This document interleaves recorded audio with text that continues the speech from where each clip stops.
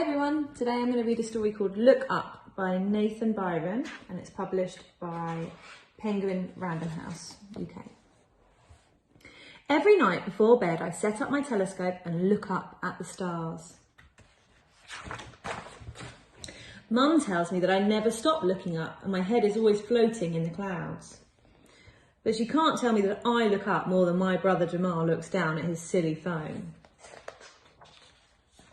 Jamal says I'm called Rocket because I've got fiery breath, but Mum says it's because a famous rocket blasted off into space the day that I was born. All I know is that one day I'm going to be the greatest astronaut, star catcher, space traveller who has ever lived, like Mae Jemison, the first African-American woman in space. Did you know Mae Jemison went into orbit around Earth in the Space Shuttle Endeavour, even though she is scared of heights? I'm totally prepared. I've defied gravity, captured rare and exotic life forms, and built a ship to the stars. For today's mission, I'm going to see something incredible, the Phoenix meteor shower. I want everyone to see it with me, so I've made some flyers to hand out. The flyer says, "Come and see the Phoenix meteor shower with me tonight. Meet at my house 7 p.m. Jamal is going to take me to the park to see the meteor shower, but first we have to go to the supermarket. While he's looking for milk, I will be trying to find the astronaut food. Did you know meteor showers happen when Earth moves through the trail of dust left by a comet?" I don't think anybody's listening to her. You notice they're all on their mobile phones.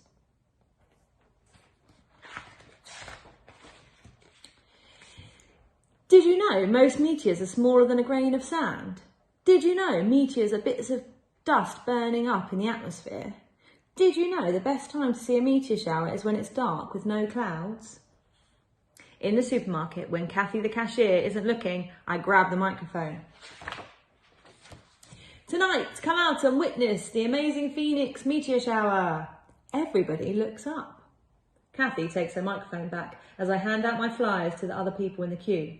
I think Jamal might be a tiny bit cross with me. "The Phoenix meteor shower will come soon.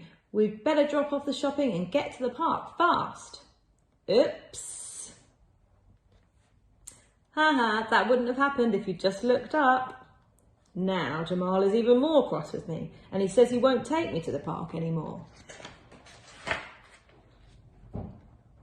But when we get home, Mum saves the day. "Come on, Jamal," she says, "put that phone down and take your little sister to the park." Yes! I jump up and do my famous victory dance around the house. I grab my jetpack rucksack, but Jamal is still glued to his game. "Wait till I've completed the next level, Rocket," he grumbles. As we're about to leave, the doorbell rings. Wowzers! Everyone's here and they're all holding my flyers.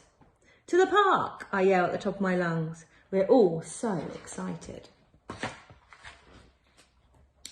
My neck is aching from staring up into the sky, but I won't stop. I can't miss it. Suddenly the park goes silent. Even the birds are holding their breath. Everyone points their telescopes and binoculars up at the sky. I think I see one. But it's just a plane flying overhead. Someone moans and groans. We wait and wait and wait. It must be nearly time for the park to close. One by one, people start going home. Maybe the Phoenix meteor shower was a myth. Maybe that's why Jamal didn't want to come along. Maybe everyone is upset with me for wasting their time. I've never ever felt this sad before. Jamal looks at me for the first time today. It feels like the first time ever.